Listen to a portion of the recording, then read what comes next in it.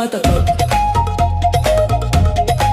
Isinusumpa ko sa ngalan ng lupa, isinusumpa ko sa ngalan ng dugo.